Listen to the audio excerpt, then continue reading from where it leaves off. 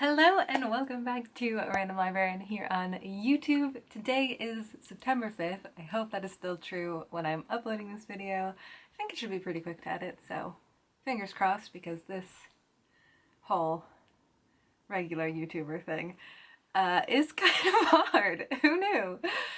But September 5th for me means that I have made a whole year on bookstagram. I am really excited, and I am aware that my bookstaversary probably is less exciting for you than it is for me, but here we are. For the whole celebration of it, I just put together a stack of books about librarians, so about random librarians, and I figured I'm sharing it over there. I might as well do a little sharing on here, just a quick presentation of the books that I had on my shelves here, not counting at my parents' house, given to other people, books that I've read from the library, just the books that I have here on my shelves as part of the celebration. So that's the whole plan for the video. Let's get into it. So the first one is The Archivist by Martha Cooley, and I actually completely forgot to add this one to my file because it was in my backpack that I had taken with me to work, and I had already posted about it very recently, but oh well. So this is about Matthias, who's a librarian. I think they're using the word archivist and librarian interchangeably in this book, or that the person who wrote the blurb doesn't know the difference. If that's something you guys would be interested in learning more about, let me know, because one of my best friends from grad school and also just in life is an archivist, and she did that specialized program at the same school where I got my master's in library and information sciences. So that could be an interesting video topic / podcast topic, because I have a podcast now on Mondays. We're doing it as a video podcast for now because I know how YouTube works and I don't understand how podcasting works, but that could be an interesting topic. Okay, anyways, back to The Archivist, not my archivist. So Matthias is a librarian, a man of orderly ways, which already I got some notes. Just because you're a librarian does not mean that order follows you into your everyday life, sadly. I just thought I'd put that up. He's responsible for safeguarding a sealed cache of T.S. Eliot's letters. Roberta is a young poet with an unabashed and oddly intense interest in the letters. What begins as a battle of wills soon evolves into an unlikely friendship, a relationship that not only unsettles Matthias's solitary life, but forces him to confront long-buried memories of his wife, her mental breakdown, and the dissolution of their marriage. Propelled by startling truths hidden and revealed, this extraordinary novel draws richly upon the poems of T.S. Eliot and the intellectual and social climate of post-war New York City, as it explores the redemptive power of art and the challenge of forging a moral and meaningful life in the modern world. That is a crazy long sentence at the end there. I don't know much about T.S. Eliot's poetry. Yeah, this is one that I thoroughly bought because of the cover. Is there anything better than books on book covers? I think it's beautiful. I love things that have to do with librarians, so that's kind of the whole reason that I bought this. It also has this is the spine, which is very pretty as well. It looks like either old cloth-bound books, but there's a specific type of book in France that I'm thinking of right now. I can't remember what they're called, but it's a gorgeous collection of books. They all look the same, which is very French. So, next up, we have The Borrower by Rebecca Mackay, and I got this on sale at, I think, the Brookline Booksmith. The sale sticker, I tried to get it off and I started ripping the cover, so I think it is there to stay. Again, with the cover, most of these have just stunning covers. So this is the story of Lucy Hall, who's a children's librarian in Missouri, who finds herself both kidnapper and kidnapped when her favorite patron, 10-year-old Ian Drake, runs away from home. Ian needs Lucy's help to smuggle books past his overbearing mother, who has enrolled Ian in weekly anti-gay classes. Desperate to save him from the Drakes, Lucy allows herself to be hijacked by Ian when she finds him camped out in the library after hours, and the odd pair embarks on a crazy road trip. But is it just Ian who is running away, and should Lucy be trying to save a boy from his own parents? So I feel like this one is going to hit maybe a little too close to home for me, because you know, like when I work with all kinds of public, I haven't seen anything that intense, so like don't worry about that. But like to see kids be interested in things that their parents deem not reading or like not valid, or reading that doesn't count. Like for example, I had a bunch of kids who were really, really into comic books, and the response of the parents really like ran the whole range of the response that you could have. But like their little faces would just fall if someone's parent was like, that doesn't count as real reading. And I'm like, yes it does, they're reading books. Also harkens back to grad school, and in certain places librarians are mandated reporters. So something like that with the forced anti-gay classes, if it's in the community and it's an accepted part of the community, but it could be very harmful to the child. It's like, who do you report it to if the community is the one running the harmful thing? There are a lot of like complicated issues surrounding children's librarianship specifically, especially because like the back of the cover ends, should Lucy be trying to save a boy from his own parents? So yeah, I mean, this one is thin. I've been meaning to read it forever, but I am aware that I'm going to over-identify with Lucy. And I'm basically, you know, feeling like this book is going to break my heart. So that's The Borrower. Next up, we have The Book Stops Here. This is a very recent purchase for me. I was at Brattle Bookshop with a friend of mine on one of her last days in Boston before she had to go back to the UK. And she pulled this out and was like, oh look, a bookmobile. And I was like, give it. So I bought this at Brattle. It was it's used, so it was on sale for like $6. And it takes place on a bookmobile. I want to say not in the US because those are sheep on the cover. So we have a disgruntled, disheveled, fish out of water mobile librarian, Israel Armstrong, who is finally going home to London. I called it. Rattling along with his irascible companion Ted Carson in their rust bucket book van en route to the Mobile Meet, which is the annual library convention, and it gives Israel the opportunity to catch up with his family, eat paprika chicken and baklava, and drink good coffee. But they've barely found parking when the unimaginable occurs.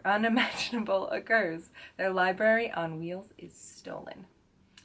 Who on earth would want to take a 30-year-old traveling disaster with the words, "The book stops here," painted across the back?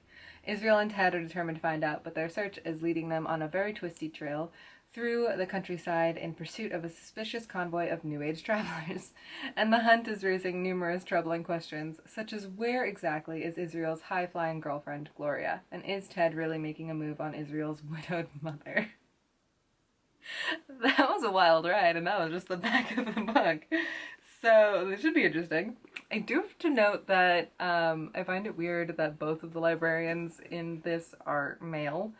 Anna told me not to be sexist when I mentioned that I thought that it was strange that the main character was male. But, I mean, the vast majority of librarians in the field are female. Which is just a note.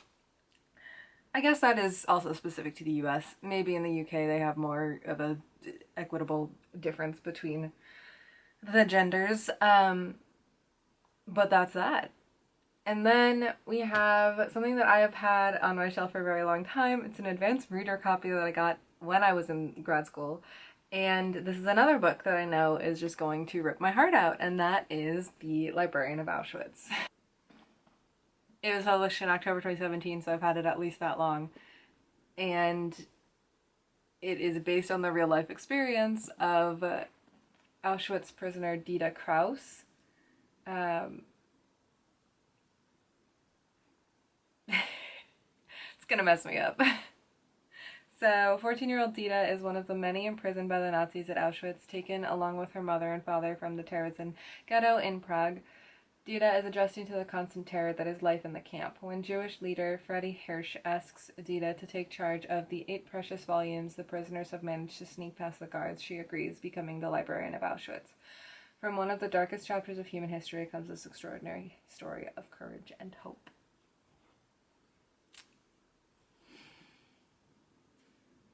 So, I am wary of the tears that this is going to make me cry. I cried everything, and this is definitely something that I think would make even the people made of sterner stuff cry.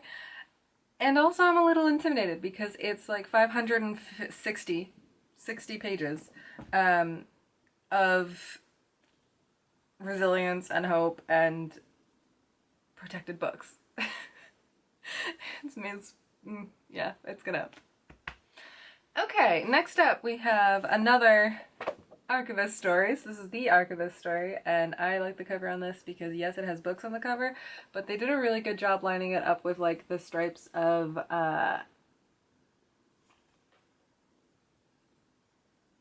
knew where I was going with that and then it got away from me. But this book takes place in Moscow in 1939, which is I think what's going on with all the stars and the colors. So, in the recesses of the infamous Lubyanka prison, a young archivist is sent to authenticate an unsigned story confiscated from one of the many political prisoners there. The writer is Isaac Babel. The great author of Red Cavalry is spending his last days forbidden to write, his final works consigned to the archivist Pavel Dubrov, who will ultimately be charged with destroying them. The emotional jolt of meeting Babel face to face leads to a reckless decision. Pavel will save the last stories of the author he reveres, whatever the cost.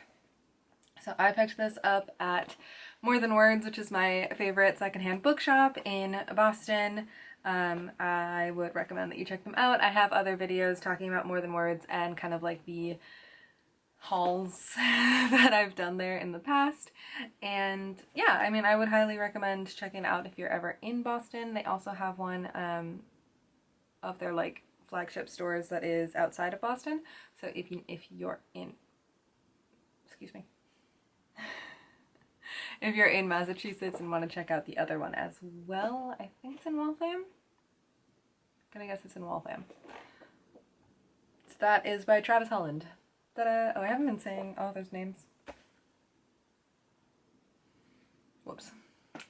Next up, we have The Book Charmer. So this, I think I bought when I like first started Bookstagram. So I've had it for a year, which is more than, you know, the book stops here and the Archivist story, but way less than the Librarian of Auschwitz. So, I don't know. But this I picked up at Barnes & Noble, so it wasn't anything like more fun in terms of why I bought it, the way the other ones kind of had. But it's very pretty. I like the gold and the tea and the stack of books. Oh, I just assumed there was tea because of the way that the chair is patterned, but there's not tea. I do have coffee though, so I'll just bring my own, I guess.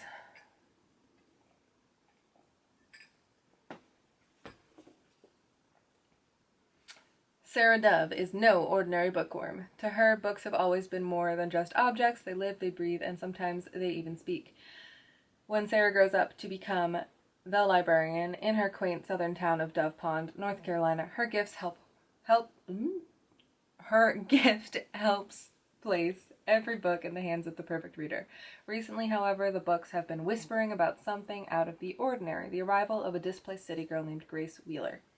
If the books are right, Grace should be the savior that Dove Pond desperately needs. The problem is Grace wants little to do with the town or its quirky residents, Sarah chief among them.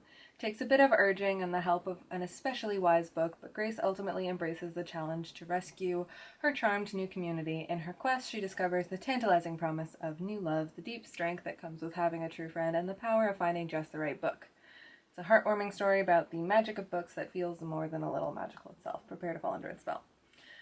So I picked this up because it kind of sounds like the adult novel, possibly romance novel version of Inkheart, which was hugely influential in my childhood, but I haven't read it because I'm not really a romance person. I have been getting better in that now I almost feel like I'm just a picky person when it comes to romance. I'm not saying that I'm not a romance person anymore, because there have been some that I absolutely loved recently, like Felix Ever After, Red, White, and Royal Blue, You Should See Me in a Crown.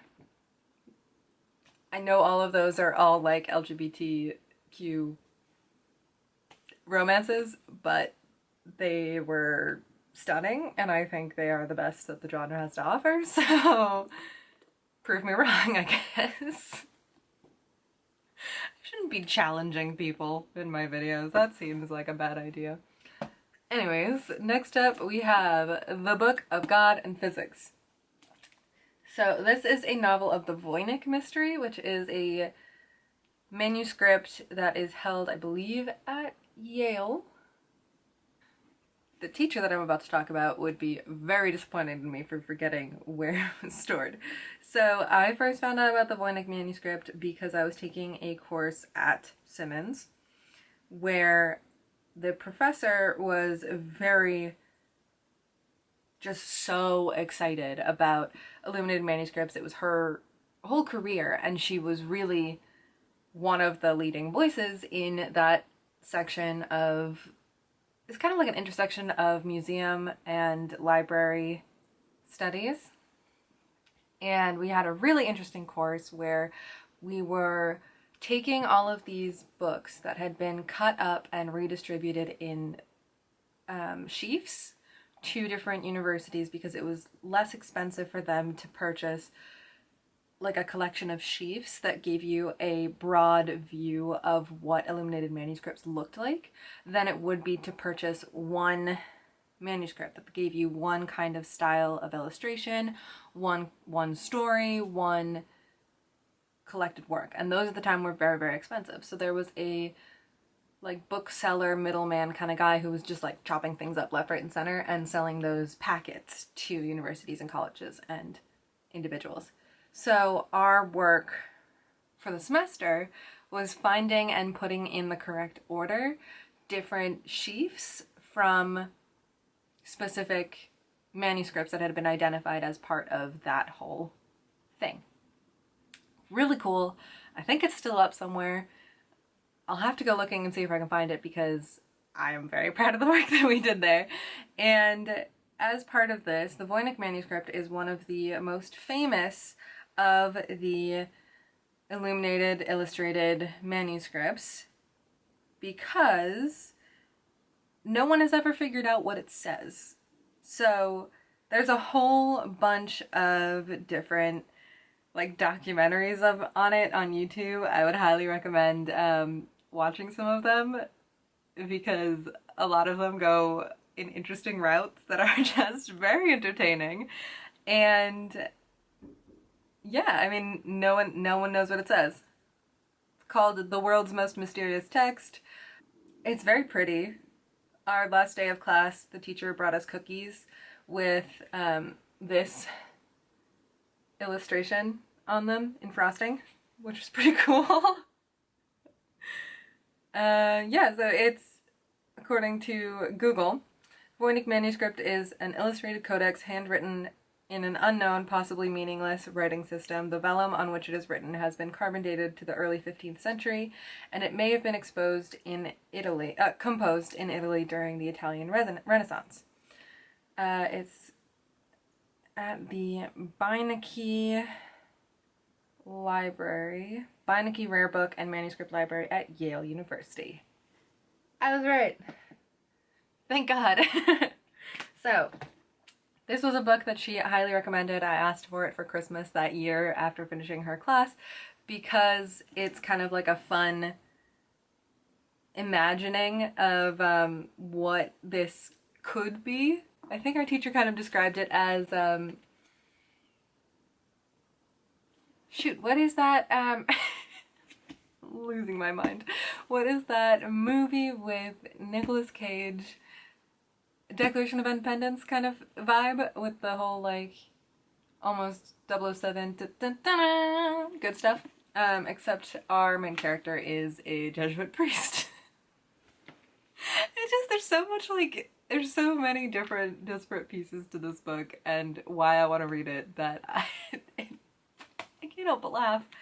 So, the fathers of astronomy and physics, the church that vowed to silence them, a book no one can read, and the young man at the center connecting them all.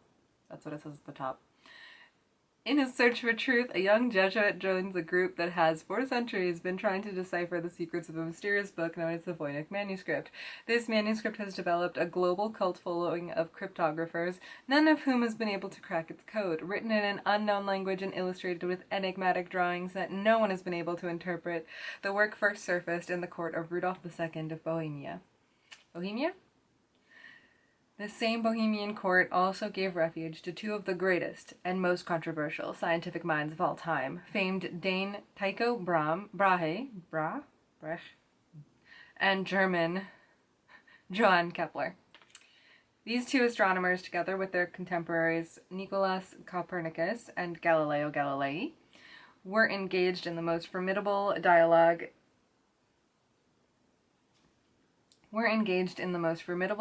in the history of science and laid the groundwork for nearly all of contemporary astronomy and physics. Is there a connection between Voynich and the brilliant scientists who frequented the court? Could the manuscript perhaps be the codified findings of either Brahe or Kepler, written in a special language to conceal their scientific discoveries from the Church and its brutal Inquisition? When a key to unlocking Voynich is discovered in the church where the young Jesuit teaches, powerful forces conspire to keep the contents of the manuscript from being decoded. It is then up to the young Jesuit to unlock these secrets hidden in plain sight for centuries. Yeah, so we've got like a lot of conspiracy, adventure, anti-church rhetoric. This one's also been on my shelf for a couple years now. We're not gonna figure out how many because I'm not trying to shame myself in my own video. So next we have The Historian by Elizabeth Kostova. This is another one from Simmons. One of my teachers for one of the first classes that I took at Simmons, which was colloquially known as our reference course. It's one of the like 101 courses that you have to take. So this was her favorite book. This professor, who was really, really cool. And she like thoroughly recommended it. And I actually did start reading it during that first semester. At the time, I had time. I had time on like the train to work. I had time because we weren't getting a lot of homework. And then at Simmons and possibly at other library schools, they give you all of your finals and all of your final papers and all of your final everything for every class all at once. And yeah, I haven't picked it up since, but I do remember what was going on in it, and oh, this is fun. I have what is probably some very important documents in the back here, including a check that I sincerely hope I cashed. Cool, well that's something I should probably investigate off camera, so I will do that. But the reason I included this one is because it starts in someone's library. So, late one night, exploring her father's library, a young woman finds an ancient book and a cache of yellowing letters. The letters are all addressed to my dear and unfortunate successor, and they plunge her into a world she never dreamed of, a labyrinth where the secrets of her father's past and her mother's mysterious fate connect to an inconceivable evil hidden in the depths of history. The letters provide links to one of the darkest powers that humanity has ever known, and to a centuries-long quest to find the source of that darkness and wipe it out. It is a quest for the truth about Vlad the Impaler, the medieval ruler whose barbarous reign formed the basis of the legend of Dracula. Generations of historians have risked their reputations, their sanity, and even their lives to learn the truth about Vlad the Impaler and Dracula. Now, one young woman must decide whether to take up this quest herself to follow her father in a hunt that nearly brought him to ruin years ago, when he was a vibrant young scholar and her mother was still alive. What does the legend of Vlad the Impaler have to do with the modern world? Is it possible that the Dracula of myth truly existed and that he has lived on century after century, pursuing his own unknowable ends. The answers to these questions cross time and borders, as first the father and then the daughter search for clues, from dusty Ivy League libraries to Istanbul, Budapest, and the depths of Eastern Europe.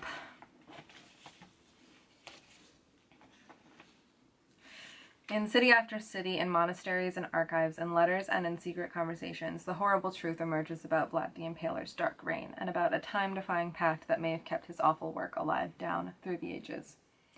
Parsing obscure signs and hidden texts, reading codes worked into the fabric of medieval monastic traditions, and evading the unknown adversaries who will go to any lengths to conceal and protect Vlad's ancient powers, one woman comes ever closer to the secret of her own past and a confrontation with the very definition of evil. Elizabeth Kostova's debut novel is an adventure of monumental proportions, a relentless tale that blends fact and fantasy, history and present, with an assurance that is almost unbearably suspenseful and utterly unforgettable. Wow, I didn't know this was her debut. Very cool. But yeah, you know, vampires, libraries, archives, all good stuff. There we go. That is that one. With some bonus paperwork in the back that I should really figure out if I need to do anything with it. And then this one is a very recent acquisition of mine. If you saw my video about book mail, a friend of mine sent this to me when I won a giveaway on Bookstagram. So thank you, Cassidy, for getting me a copy of The Library Book by Susan Orlean, which is something that I have been meaning to read forever. I'm kind of a bad librarian for not having read it, but look at this gorgeous edition. I'm stunned. So this...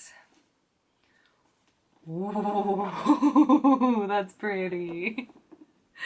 On the morning of April 29th, 1986, a fire alarm sounded in the Los Angeles Public Library. As the moments passed, the patrons and staff who had been cleared out of the building realized this was not the usual false alarm. As one fireman recounted later, once that first stack got going, it was "Goodbye, Charlie." The fire was disastrous. It reached 2,000 degrees and burned for more than 7 hours. By the time it was extinguished, it had consumed 400,000 books and damaged 700,000 more. Investigators descended on the scene, but more than 30 years later, the mystery remains. Did someone purposefully set fire to the library? And if so, who? Weaving her lifelong love of books and reading into an investigation of the fire, award-winning New Yorker reporter and the New York Times best-selling author Susan Orlean delivers a mesmerizing and uniquely compelling book that manages to tell the broader story of libraries and librarians in a way that has never been done before. In The Library Book, Orlean chronicles the LAPL fire and its aftermath to showcase the larger crucial role that libraries play in our lives, delves into the evolution of libraries across the country and around the world, from their humble beginnings as a metropolitan charitable initiative to their current status as a cornerstone of national identity, brings each department of the library to vivid life through on-the-ground reporting, studies arson, and attempts to burn a copy of a book herself, reflects on her own experiences in libraries, and re-examines the case of Harry Peake, the blonde-haired actor long suspected of setting fire to the LAPL more than 30 years ago. Along the way, Orlean introduces us to an unforgettable cast of characters from libraries past and present. From libraries past and present. From Mary Foy, who in 1880, at 18 years old, was named the head of the Los Angeles Public Library at a time when men still dominated the role, to Dr. C.J.K. Jones, a pastor, citrus farmer, and polymath known as the Human Encyclopedia, who roamed the library dispensing information. From Charles Loomis, a wildly eccentric journalist and adventurer who was determined to make the LA Library one of the best in the world, to the current staff who do heroic work every day to ensure that their institution remains a vital part of the city it serves. Brimming with her signature wit, insight, compassion, and talent for deep research, The Library Book is Susan Orlean's thrilling journey through the stacks that reveals how these beloved institutions provide much more than just books, and why they remain an essential part of the heart, mind, and soul of our country. It is also a master journalist reminder that, perhaps especially in the digital era, they are more necessary than ever. Yeah, what they said. And then I guess I do have a kind of bonus book that I didn't include in my stack because, I mean, you'll see why. It is if I wanted to include like the title, it would have hung off like the back of the stack and probably tipped it over. Like I was originally going to include books about like bookish people, so whether that was like other booksellers instead of librarians or like authors. I even had one of like a book reviewer, which I thought would have been great for bookstagram or booktube for that matter. But the stack got really unwieldy very quickly, so this is my last kind of bonus book that I didn't really include in this. But this I got for Christmas last year. It is, or for my birthday, whatever, it was a present. Booktown's 45 Paradises of the Printed Word by Alex Johnson. On the back it shows these gorgeous images of just bookish locations. Flipping through this really made me just want to go traveling, like so much. It's different places around the world that are excessively bookish, whether it's like Norway, Spain, France, Germany, India, like all around the world. All around the world. So it says, amid the beauty of the Norwegian fjords, among the verdant green valleys of Wales, in the shadow of the Catskill Mountains and beyond, publishers and printmakers have banded together to form unique havens of literature. Book Towns forms the first directory of the best, some official members of the International Organization of Book Towns, and others as yet untitled, but every bit as charming. Combining practical travel advice and illuminating histories, it's a must-have for literature lovers the world over. And that's that. And it's a very pretty book, and I'm just really glad to have it as part of my personal library. So those are the books that I have with me. That is the end of my stack of the different books that I had picked to feature today. If you are on Instagram, please come find me at Random Librarians. If you want to share your own kind of stack like this, whether it's just libraries and librarians the way that I did, or if you want to include like bookish books for bookish people, you're more than welcome to. I just did Random Librarian Stack, I think, as the hashtag, or you can just tag me at Random Librarians so that I can share it and geek out over the titles with you and probably order some more, because I have no self-control, especially when it's books about my people. So yeah, I hope you enjoyed this little video. It's kind of impromptu. I hope that I can edit it very quickly and get it up while it is still my bookstaversary. And that's kind of all I have to say. If you did enjoy it, please stick around by hitting the subscribe button or giving it a like or talking to me about literally anything in the comments. I've been having some really great conversations in the comments lately, a lot on my librarian advice kind of videos. People are looking to start their Masters in Library Information Sciences right now, and if you want advice about that, or if you just want to talk to other people about librarianship, the comment section is actually turning into a great place for that, which is really fun. I hope for everyone involved, definitely for me. I mean, you're also welcome to start the chats about librarianship down below, because these are all books about libraries and librarians. I should really learn how to end these videos. But that's my video. Today's my bookstaversary. I hope I'll see you in another video soon. And until then, happy long weekend. Happy reading weekend. Happy reading. See you soon.